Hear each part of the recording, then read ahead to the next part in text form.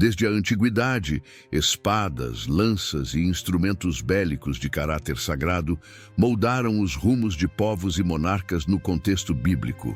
Mais do que meras ferramentas de combate, representavam poder, convicção religiosa e a execução da justiça divina. Certas armas pareciam emanar uma energia transcendental, enquanto outras alteraram o curso da história de formas inesperadas. As narrativas bíblicas abundam em embates memoráveis, nos quais guerreiros e profetas empunharam artefatos que se tornaram símbolos de lendas e mistérios. Algumas foram forjadas em ferro e bronze, outras pareciam imbuídas de algo que transcendia a matéria física. Mas qual foi o destino derradeiro dessas armas? Existiram, de fato? Há indícios arqueológicos que confirmem as histórias? Por que algumas desapareceram sem deixar rastros? A última arma desta lista não apenas selou o desfecho de uma batalha, mas definiu o destino da humanidade para sempre. A guerra sempre permeou a narrativa bíblica, desde os relatos iniciais de confrontos entre povos até os momentos de libertação e a conquista de reinos. As Escrituras revelam como certos instrumentos foram cruciais em momentos de profunda transformação. A fé e a espada caminhavam lado a lado, e frequentemente, o que aparentava ser apenas um objeto de guerra revelava-se uma ferramenta nas mãos de uma providência superior. Ao longo das eras, arqueólogos e estudiosos têm se dedicado a rastrear essas armas sacras. Relíquias de batalhas emergem das ruínas de cidades ancestrais, fragmentos de metal corroídos pelo tempo, inscrições gravadas em rochas que narram feitos de guerreiros e seus equipamentos. No entanto, algumas dessas armas estão envoltas em mistério. Suas histórias se entrelaçam com eventos miraculosos e seu legado ressoa até os dias atuais. Cada uma dessas armas possui um propósito e uma significação únicos dentro da narrativa bíblica. Algumas personificavam a força e a supremacia militar, enquanto outras serviam como sinais de intervenção divina. E existem aquelas que ainda hoje suscitam debates. Onde se encontram? Foram ocultadas, destruídas ou permanecem aguardando um novo momento para serem reveladas? Entre todas, uma se sobressai. A derradeira arma modificou para sempre a trajetória da crença. Nos tempos antigos, a guerra era o fator decisivo entre impérios e ruínas, entre a dominação e a subjugação. No mundo bíblico, as batalhas não eram apenas embates de força física, mas também confrontos entre crenças, divindades e destinos. Dentre todos os conflitos relatados nas Escrituras, uma luta em particular se tornou um símbolo da ação divina e da inversão das expectativas humanas: o duelo entre Davi e Golias. Golias não era um soldado comum. Era um guerreiro originário de Gate, uma das 5 principais cidades filisteias. A Bíblia o descreve como um gigante, cuja estatura e força eram tão imponentes que instilavam terror até nos exércitos mais aguerridos. Vestia uma armadura de bronze com um peso aproximado de 60 quilos.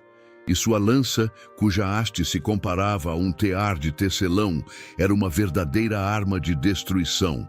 Entretanto, dentre todas as suas armas, sua espada era a mais mortífera. As Escrituras mencionam essa arma em momentos distintos, mas não fornecem detalhes específicos sobre suas características. Contudo, conhecendo a tradição filisteia e as armas utilizadas na época, podemos imaginar que se tratava de uma lâmina maciça de ferro, maior do que as espadas convencionais, forjada para um indivíduo de força descomunal.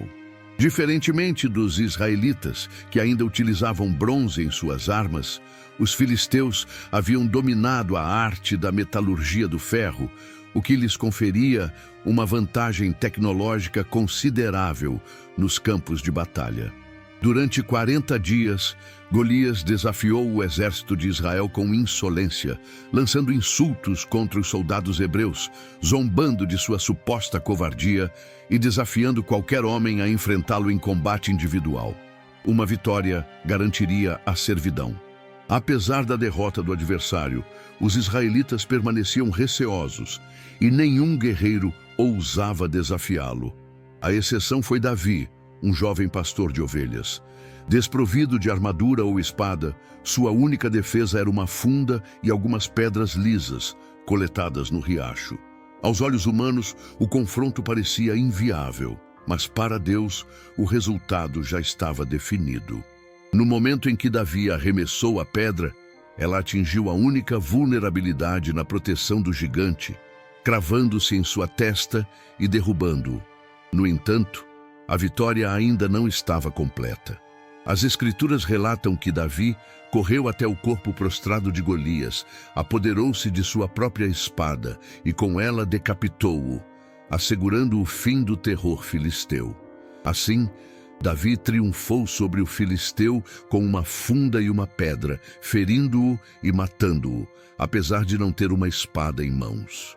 Davi correu, colocou-se sobre o filisteu, tomou a espada deste, desembainhou-a e o matou, cortando-lhe a cabeça. Ao presenciarem a morte de seu campeão, os filisteus fugiram, conforme registrado no primeiro livro de Samuel, capítulo 17, versículos 50 e 51. A espada, originalmente forjada para simbolizar o poderio dos filisteus, foi utilizada para selar o triunfo de Israel. A ironia da cena era notória. O gigante tombou devido a uma pedra, e seu próprio aço selou seu destino. Entretanto, a história dessa espada não se encerrou ali. Anos mais tarde, fugindo da perseguição do rei Saul, Davi buscou refúgio e amparo no templo em Nob. Lá, encontrou o sacerdote Aimeleque e solicitou alimento e uma arma. O sacerdote respondeu: "A espada de Golias, o filisteu que você abateu no vale de Elá, está aqui, enrolada num pano, atrás do éfode. Se quiser tomá-la, pode fazê-lo, pois não há outra além dessa." Davi exclamou: "Não há outra igual a ela", conforme registrado no primeiro livro de Samuel, capítulo 21, versículo 9. Essa passagem revela que a espada de Golias foi preservada como uma relíquia no tabernáculo, um troféu de guerra que atestava o poder de Deus em agir por meio dos improváveis. Curiosamente, Davi optou por brandi-la novamente em um momento de desespero. Aquele que outrora não necessitou de espada para vencer o gigante, agora empunhava a lâmina que pertencera ao inimigo que ele derrotou. O destino final dessa arma permanece desconhecido, pois não há menções adicionais a ela nas Escrituras. Na cultura antiga, espadas de guerreiros lendários eram frequentemente preservadas como artefatos sagrados ou transmitidas a sucessores. É possível que essa espada tenha sido redescoberta em algum momento, ou talvez tenha sido destruída nos conflitos subsequentes. O significado dessa arma transcende o metal e o fio da lâmina. Ela personifica a inversão das probabilidades, o triunfo do improvável sobre o forte, a vitória que emana não da força física, mas da fé em algo maior do que qualquer ferramenta humana. O próximo objeto desta lista pode não ter sido tão imponente quanto uma espada, mas se revelou ainda mais letal. Uma singela funda, utilizada por um jovem pastor, derrubou aquele que nenhuma lança ou armadura conseguiu enfrentar. Uma arma simples que superou o impossível na guerra. Frequentemente, o peso da vitória recai sobre aqueles que detêm as melhores armas, as estratégias mais refinadas e o treinamento mais rigoroso. Contudo, em certas ocasiões, a lógica da batalha é desafiada, e um simples instrumento nas mãos certas se torna mais mortal do que a lâmina mais afiada. A história da funda de Davi personifica a superação do improvável, um objeto aparentemente insignificante que se tornou o instrumento de uma vitória surpreendente. No vale de Elá, a cena que se desenrolava era de completo desequilíbrio. De um lado, Golias, um gigante filisteu, experiente em combates, ostentava uma armadura robusta, uma lança de proporções imponentes e uma espada temida por muitos. Do outro, Davi, um jovem pastor, sem experiência em batalhas, pronto para o confronto. A disparidade era evidente. A lógica apontava para um resultado desfavorável a Davi. No entanto, ao se apresentar diante do rei Saul, Davi expressou uma confiança inabalável, não fundamentada na força física, mas na convicção de que a vitória já havia sido assegurada por uma força superior. Suas palavras ecoaram a fé em um poder que o havia protegido de perigos anteriores. O Senhor me livrou das garras do leão e do urso. Ele me livrará da mão deste filisteu, afirmou Davi. Diante da determinação de Davi, Saul consentiu, desejando-lhe a proteção divina. Davi recusou a armadura oferecida, pois o peso e a falta de familiaridade a transformariam em um obstáculo. Em vez disso, dirigiu-se a um riacho, selecionou 5 pedras lisas e as guardou em sua bolsa de pastor. Sua arma era uma funda, um instrumento simples, mas letal em mãos habilidosas. Contrariando a crença popular, a funda não era apenas um brinquedo infantil. No mundo antigo, era uma arma de guerra formidável, utilizada por soldados treinados capazes de arremessar pedras a distâncias consideráveis, com velocidade e precisão impressionantes. Evidências arqueológicas sugerem que fundeiros experientes podiam atingir alvos a mais de 200 metros. A narrativa bíblica não especifica quantos lançamentos Davi poderia ter feito, mas enfatiza que um único movimento foi suficiente. Uma única pedra, impulsionada pela funda com precisão cirúrgica, atingiu Golias na testa, o único ponto vulnerável em sua armadura. O impacto foi fulminante, selando o destino do gigante. Davi prevaleceu sobre o filisteu com uma funda e uma pedra, derrubando o guerreiro que aterrorizava Israel. O gigante que desafiara o exército israelita por 40 dias tombou diante de um jovem aparentemente indefeso, desprovido de armadura, espada ou escudo. A questão de por que Davi escolheu 5 pedras, se apenas uma foi utilizada, permanece um enigma. Algumas interpretações sugerem que Davi se preparava para enfrentar outros gigantes filisteus, incluindo os irmãos de Golias. Outros acreditam que foi um ato de prudência, reconhecendo a possibilidade de necessitar de mais de uma tentativa, mesmo com sua fé inabalável. A história transcende a mera narrativa de um confronto físico, carregando consigo uma rica simbologia. A funda representa a vitória da estratégia sobre a força bruta, da fé sobre a arrogância, do improvável sobre o temível. Naquele dia, Israel testemunhou que o poder divino não se manifesta nas armas mais imponentes, mas naqueles que depositam sua confiança na orientação divina.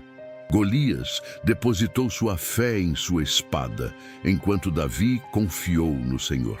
Essa distinção crucial determinou o desfecho da batalha.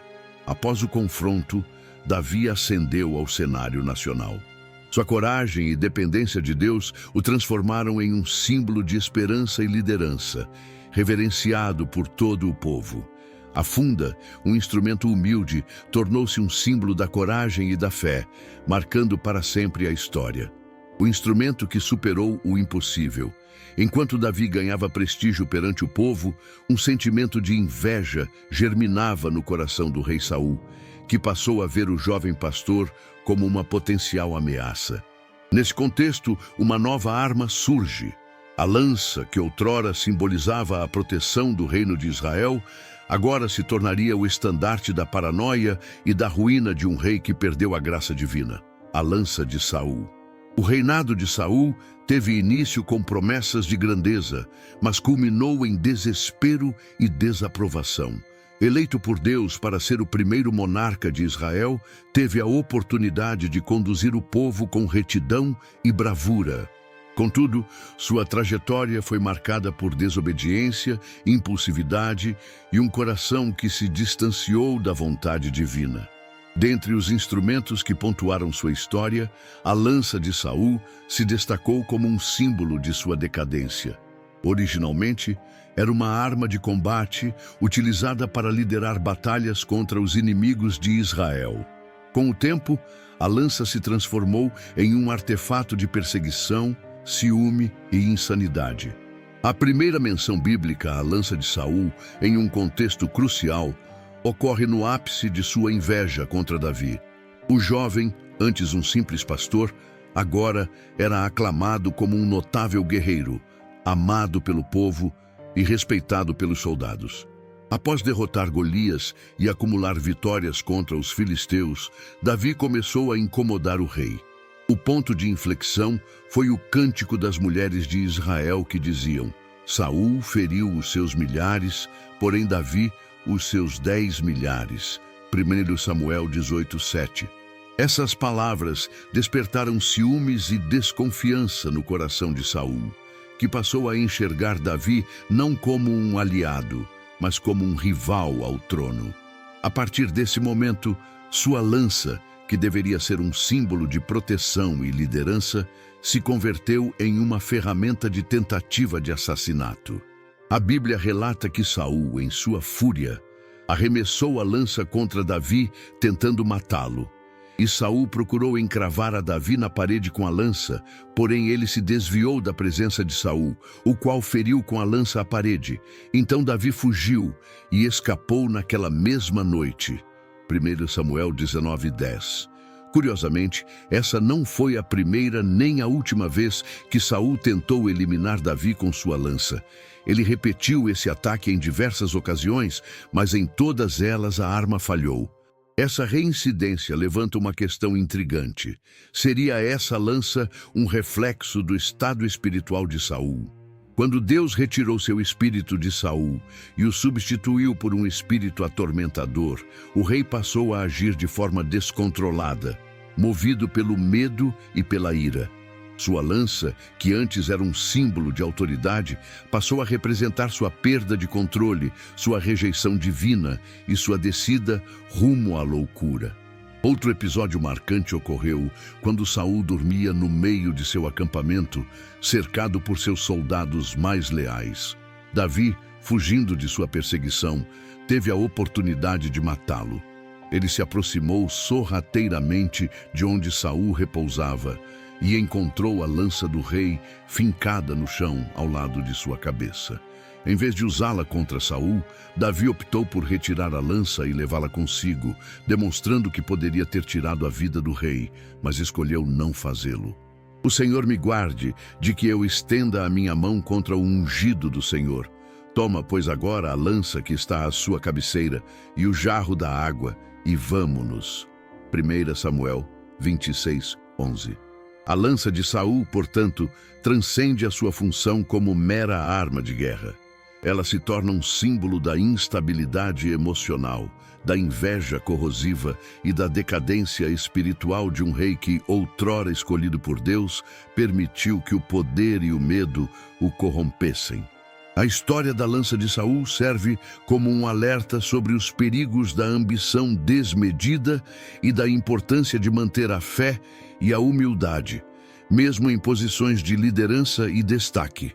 A escolha de Davi de não usar a lança contra Saul, mesmo tendo a oportunidade, demonstra a sua integridade e o seu respeito pela autoridade divina, contrastando fortemente com a atitude de Saul, que se deixou consumir pela inveja e pelo desejo de poder. A lança, portanto, se torna um espelho que reflete as escolhas e os caminhos trilhados por ambos os personagens, revelando as consequências de suas decisões e a importância de permanecer fiel aos princípios e valores que sustentam uma liderança justa e abençoada. No livro de Samuel, capítulo 26, versículo 11, a cena em questão ilustra que a lança de Saul, apesar de seu potencial letal, não possuía a capacidade de alterar o plano divino. A rejeição de Deus ao rei era irrevogável e nenhuma tentativa de assassinato seria capaz de modificar esse destino. Contudo, o fim dessa arma ocorre no momento mais trágico da vida de Saul, no campo de batalha contra os filisteus. Gravemente ferido e ciente de que não tinha mais esperanças de escapar com vida, ele apanhou sua própria lança e se atirou sobre ela, cometendo suicídio. Então disse Saul ao seu escudeiro: arranca a tua espada e atravessa-me com ela, para que porventura não venham estes incircuncisos e me transpassem e escarneçam de mim. Porém o seu escudeiro não quis, porque temia muito. Então Saul tomou a sua espada e se lançou sobre ela. Primeiro livro de Samuel, capítulo 31, versículo 4. O que havia começado como um símbolo de liderança e força culminou em um instrumento de derrota e desonra.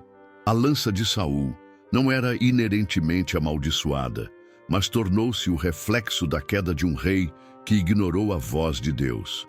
Se, em sua juventude, ele foi escolhido para reinar, no final de sua vida, sua própria arma foi o instrumento de sua destruição. Enquanto Saul declinava, outro líder estava sendo preparado, um homem que não depositava sua confiança na força das armas, mas na voz do Senhor.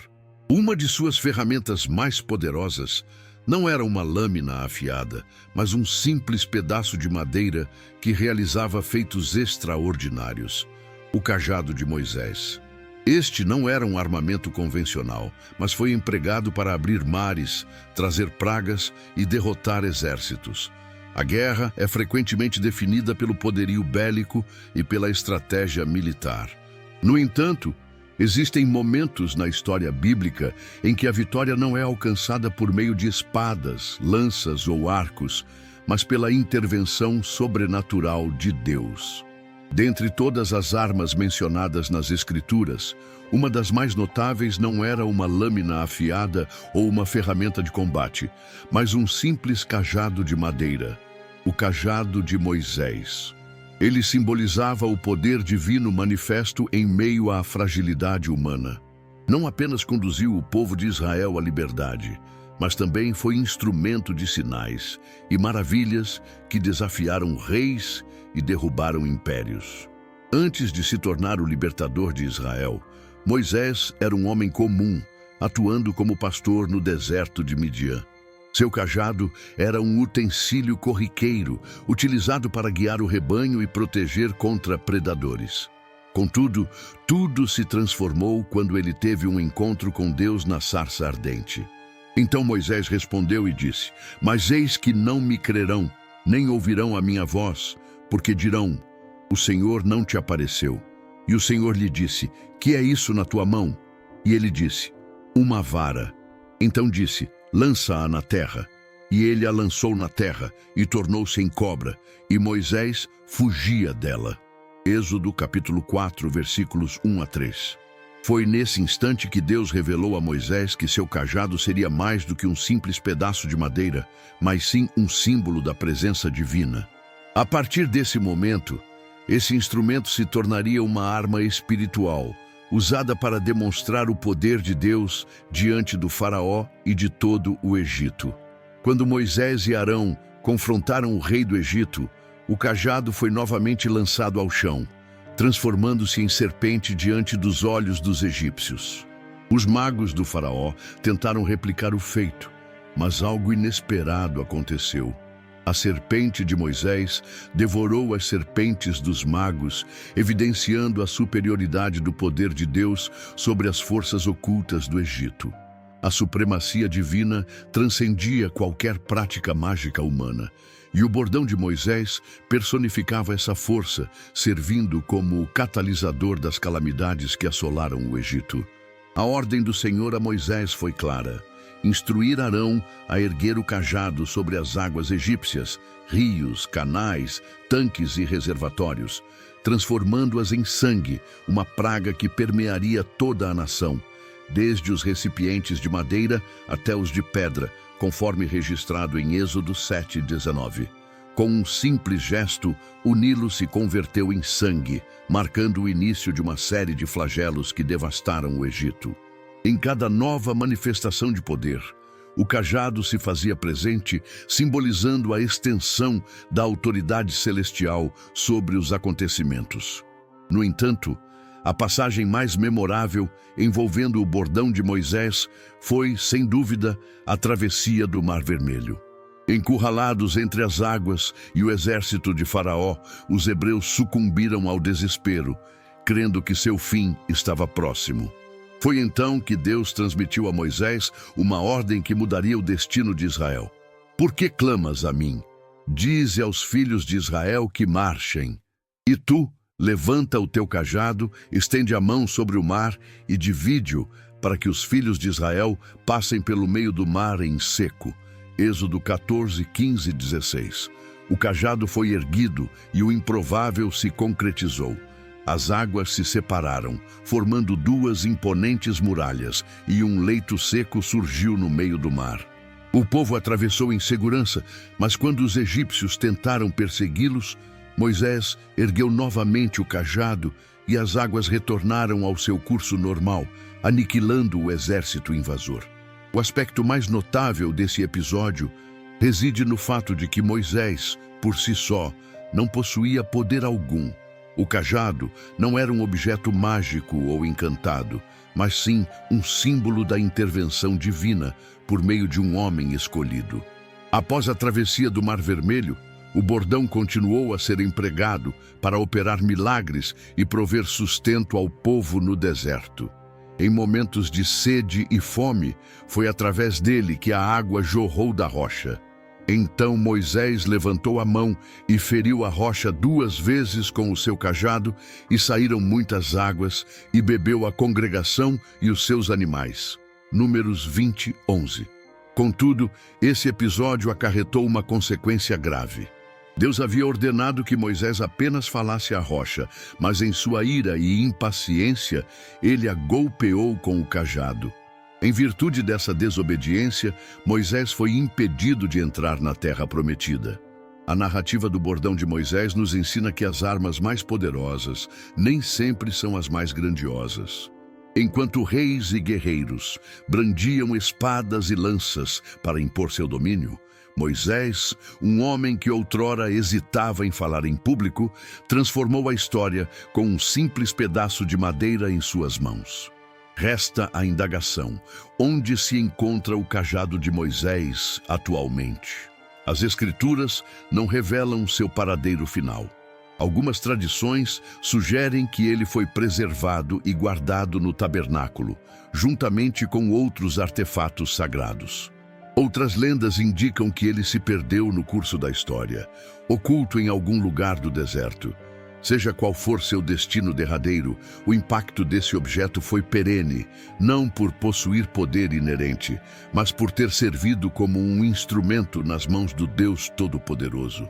Enquanto Moisés utilizava seu cajado para abrir caminhos onde pareciam não existir uma outra tribo, a história antiga ecoa com contos de guerreiros formidáveis, e entre eles, os benjaminitas se destacam.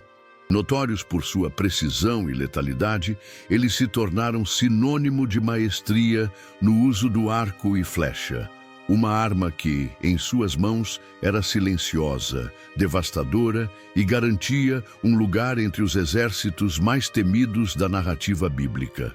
Em um tempo em que as batalhas eram dominadas por espadas e lanças, os benjaminitas inovaram, especializando-se em ataques à distância, eliminando adversários antes que pudessem se aproximar.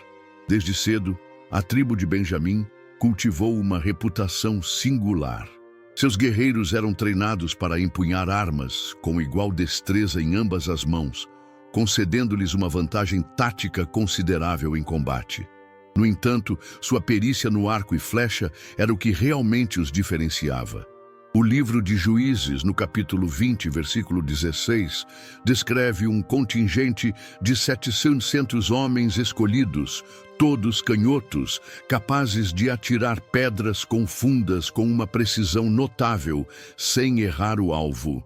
Embora o versículo mencione especificamente a funda, a perícia guerreira dos benjaminitas se estendia ao arco e flecha. Seu domínio nessa arte era tão excepcional que se tornaram uma unidade de elite dentro do exército israelita. Sua capacidade de adaptação, evidenciada pelo uso ambidestro, tornava seus ataques imprevisíveis, dificultando a defesa dos oponentes, acostumados a enfrentar guerreiros destrus. O arco e flecha em si representavam uma vantagem estratégica. Ao contrário das armas de combate corpo a corpo, permitiam neutralizar o inimigo à distância antes que pudesse reagir. Essa habilidade transformou os benjaminitas em uma força militar temível. O livro de Juízes relata um episódio que ilustra o poder dessa tribo. Após um conflito interno entre as tribos de Israel, os benjaminitas, embora em menor número, infligiram pesadas baixas aos seus inimigos, utilizando táticas de ataque à distância. O texto bíblico narra que os benjaminitas saíram de Gibeá e, em um único dia, abateram 22.000 soldados israelitas. Eles exploravam o terreno a seu favor, ocultando-se entre as rochas e disparando com uma precisão cirúrgica, impedindo que o exército inimigo se aproximasse sem sofrer perdas significativas. A proeza dos benjaminitas não se limitou à antiguidade.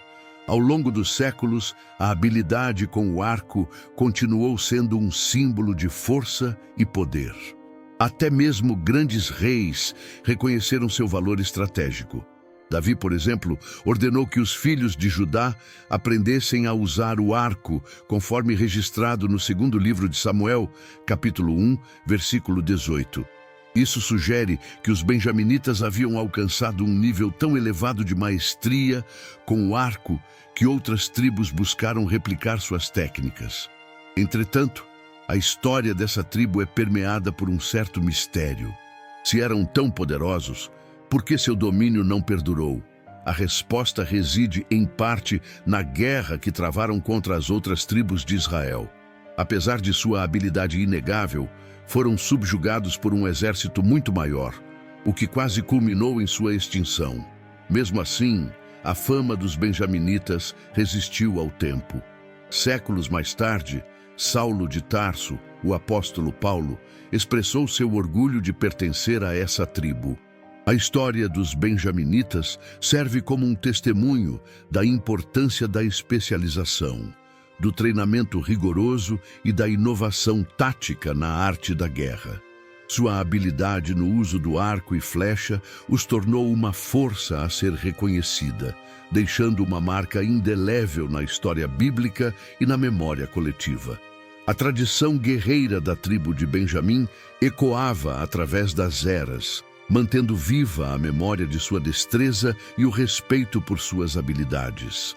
Os benjaminitas, em suas façanhas, demonstraram que o sucesso no combate não residia unicamente na força física, mas sim na combinação de precisão, planejamento estratégico e maestria técnica. Seu legado perdura, e sua reputação como arqueiros notáveis permanece um testemunho vibrante na história bíblica.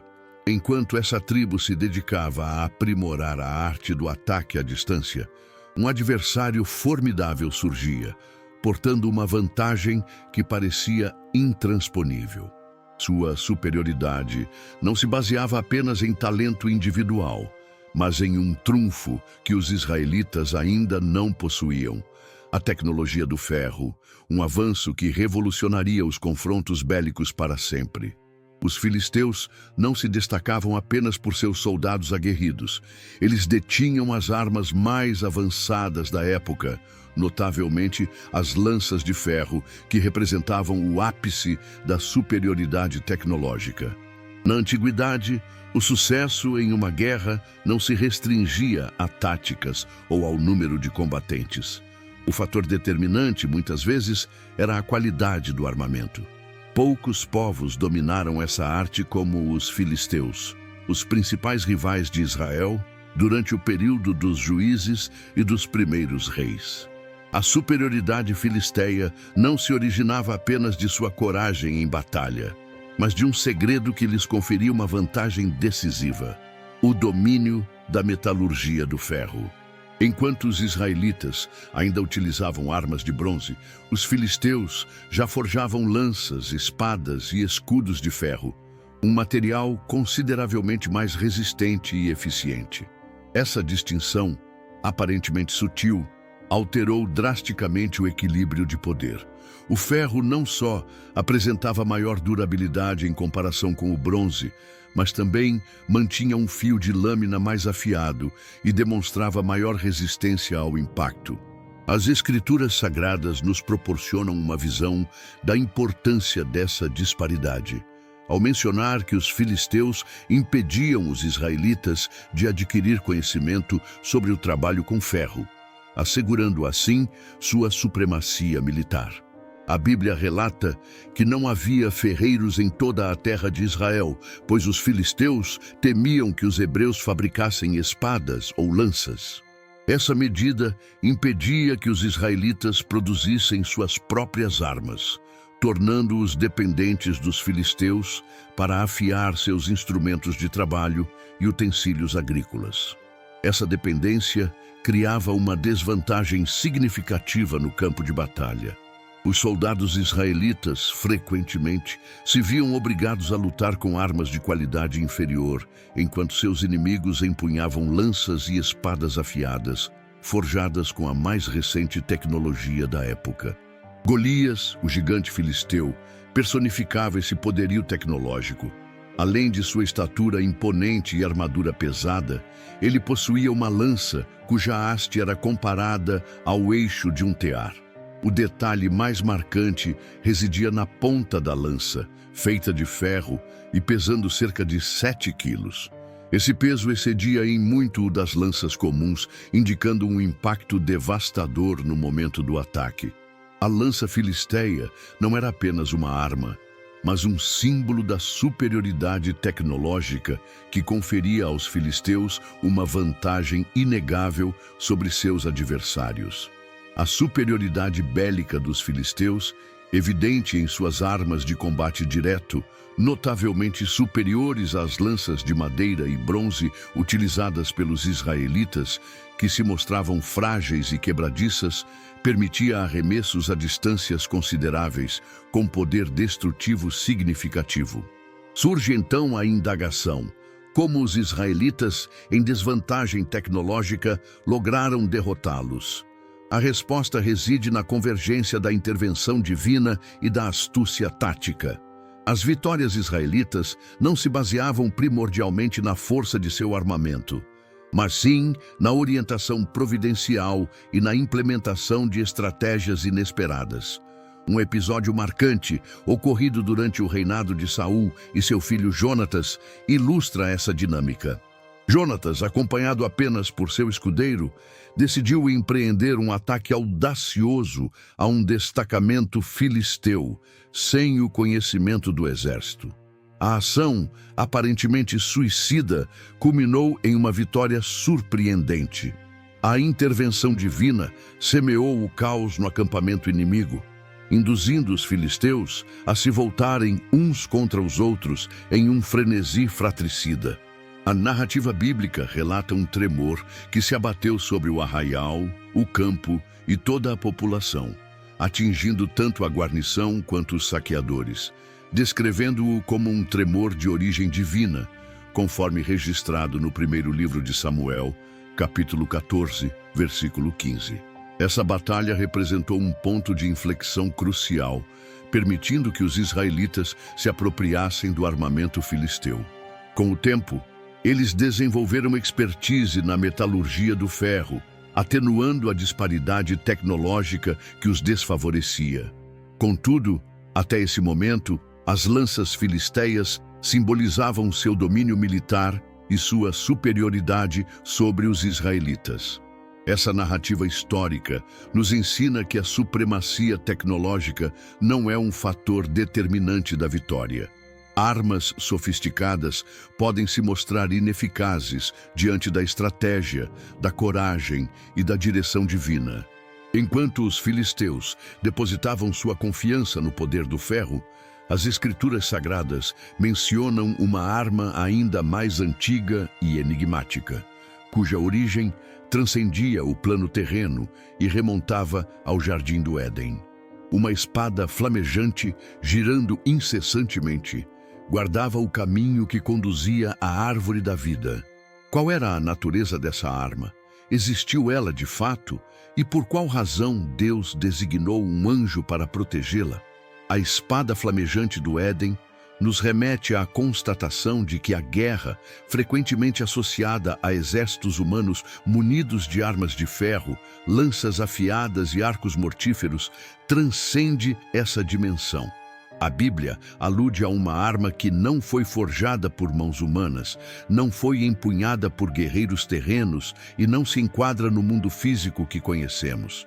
Essa arma singular surge no alvorecer da história da humanidade, estabelecendo um limite intransponível entre o homem e o divino, a espada flamejante do Jardim do Éden. Após a desobediência de Adão e Eva, que consumiram o fruto da árvore do conhecimento do bem e do mal, sua comunhão com o Criador foi rompida. Como consequência, foram banidos do Éden, impedidos de acessar a árvore da vida, que lhes concederia a imortalidade. Essa expulsão não se restringiu a um ato simbólico. Deus estabeleceu uma barreira concreta, um guardião celestial incumbido de impedir qualquer tentativa de retorno ao paraíso perdido. O livro de Gênesis, capítulo 3, versículo 24, relata que, após expulsar o homem, Deus colocou querubins ao oriente do Jardim do Éden e uma espada flamejante que girava em todas as direções para guardar o caminho da árvore da vida. Essa espada se distingue de todas as demais armas mencionadas na Bíblia.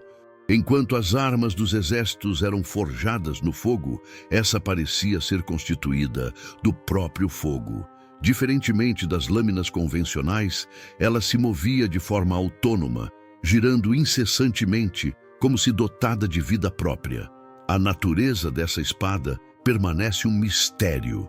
Muitos estudiosos defendem que essa passagem não se limita à descrição de um objeto, mas sim à representação simbólica do julgamento divino e da separação entre o homem e Deus.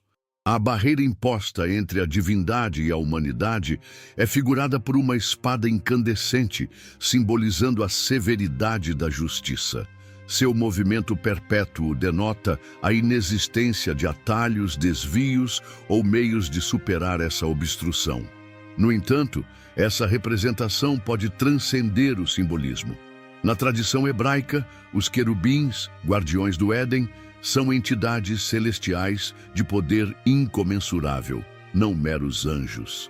O profeta Ezequiel os descreve com faces múltiplas, asas e rodas de fogo, com movimentos autônomos.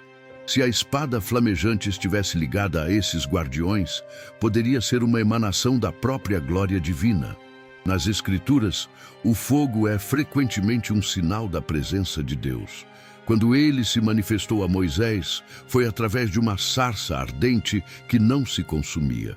Ao guiar os israelitas pelo deserto, utilizou uma coluna de fogo. Elias, ao desafiar os profetas de Baal, testemunhou a resposta divina com fogo vindo do céu. Sob essa perspectiva, a espada flamejante do Éden pode ser interpretada como uma manifestação física da justiça divina, um fogo eterno e invencível pela força humana. Há, contudo, outra hipótese. Algumas tradições antigas sugerem que essa espada não desapareceu com o tempo, mas foi ocultada ou selada, aguardando um momento específico para ser revelada. A mitologia judaica narra a existência de artefatos sagrados, mantidos em segredo até o fim dos tempos.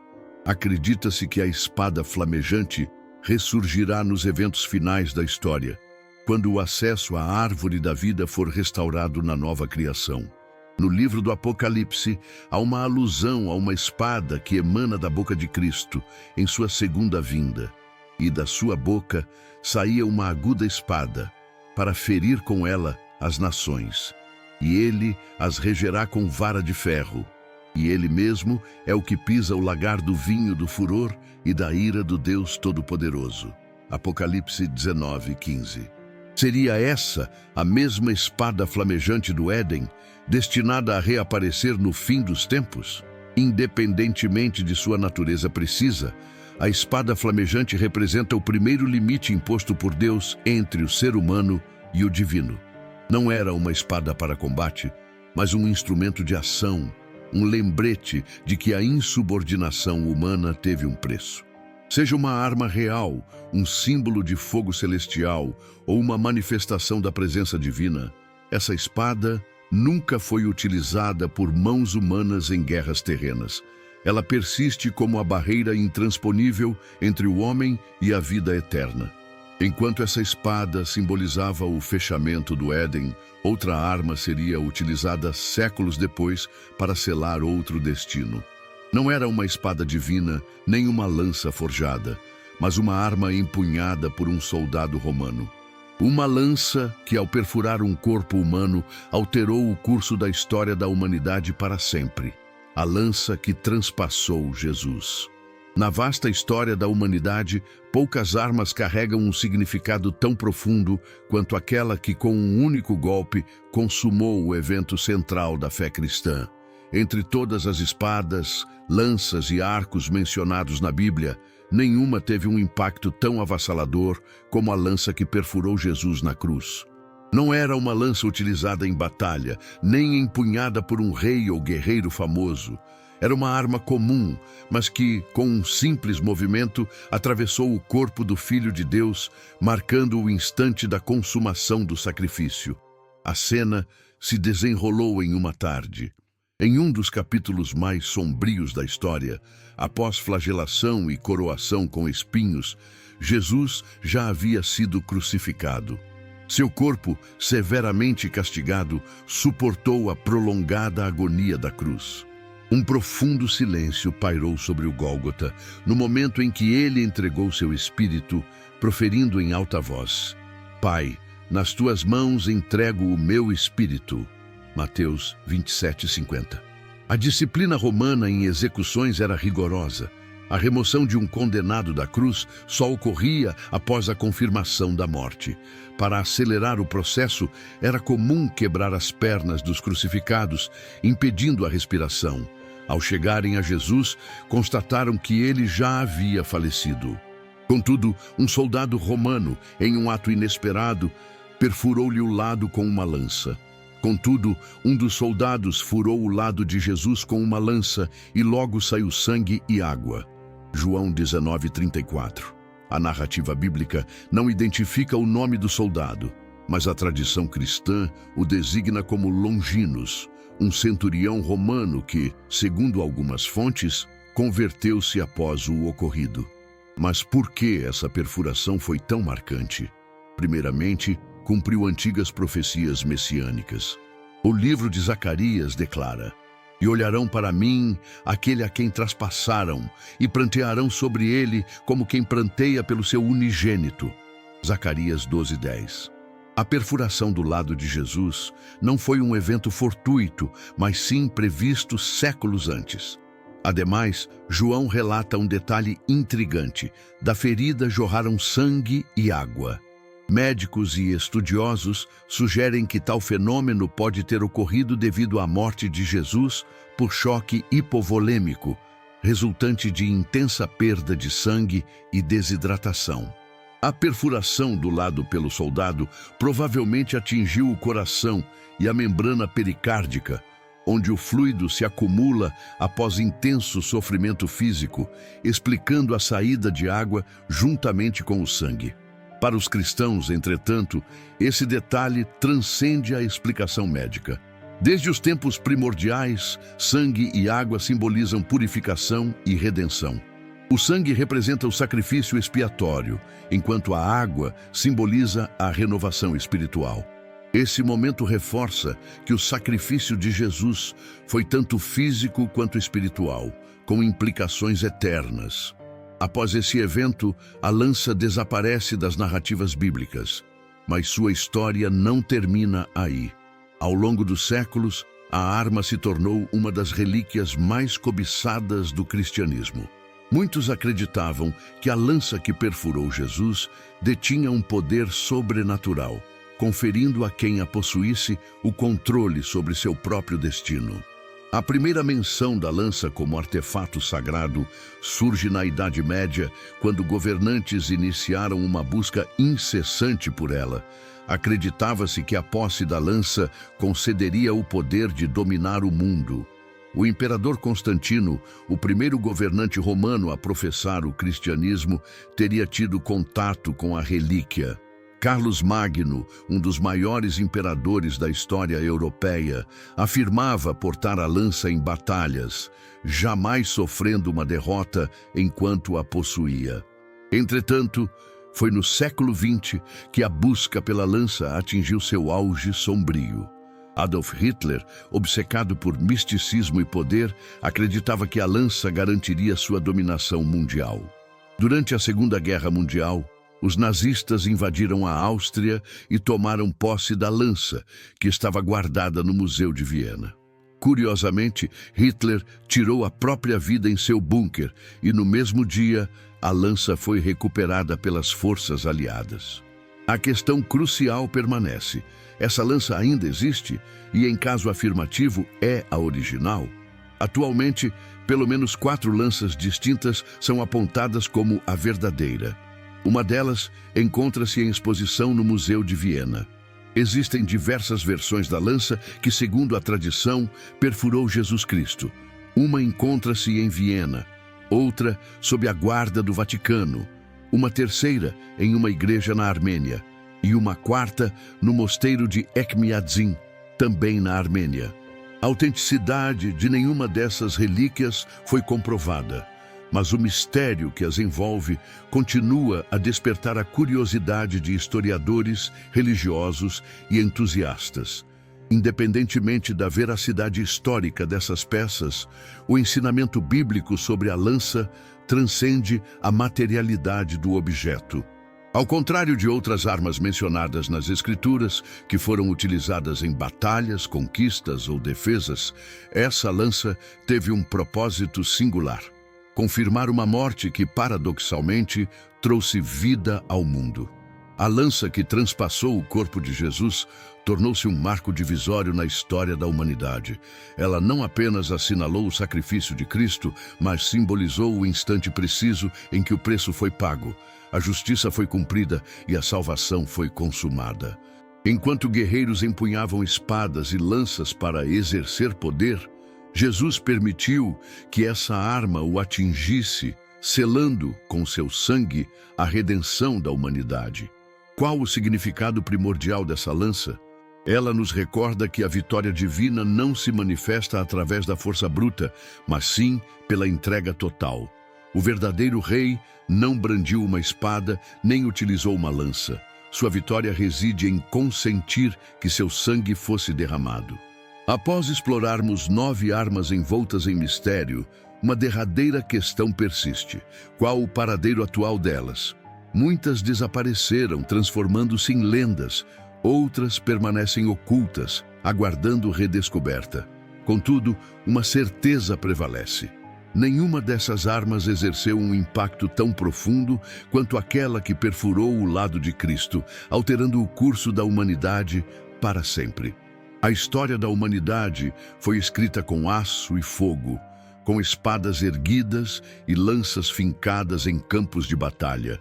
Entretanto, nenhuma arma jamais se equiparou ao poder da vontade divina, que supera o metal e o bronze, conduzindo reis, pastores e guerreiros ao cumprimento de um plano eterno. As armas que analisamos não foram meras ferramentas de conflito. Elas representaram justiça, redenção, queda e triunfo.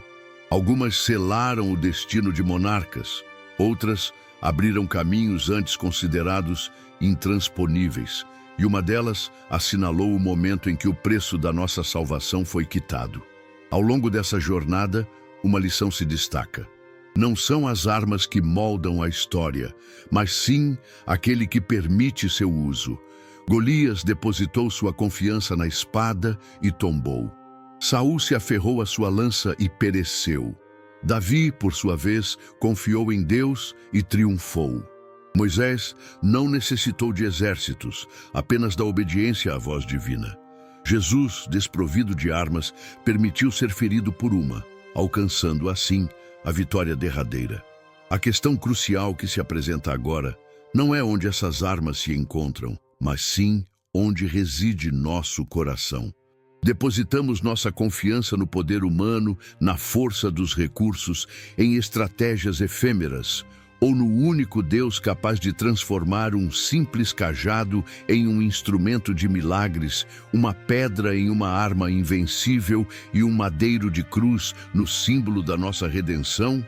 Hoje, a mesma decisão se apresenta a você. Você pode confiar em sua própria força, em seu poder, ou pode optar por confiar naquele que venceu a maior batalha sem brandir uma espada. Se você deseja se reconciliar com Jesus Cristo, se por algum motivo se distanciou dele e hoje almeja retornar ao seu caminho, ou se deseja dar o primeiro passo rumo à salvação eterna, declare sua decisão. Considere registrar nos comentários: eu te aceito, Senhor Jesus, como meu único e suficiente Salvador. Declare sua crença em Cristo digitando Amém, permitindo que esta mensagem toque mais pessoas. Divida esta verdade com seus entes queridos, pois assim como instrumentos moldaram eventos históricos, a palavra divina pode revolucionar os corações daqueles que necessitam ouvi-la. Que o Senhor o abençoe abundantemente. Até a próxima. Demonstre sua fé. Sua ação pode inspirar muitos.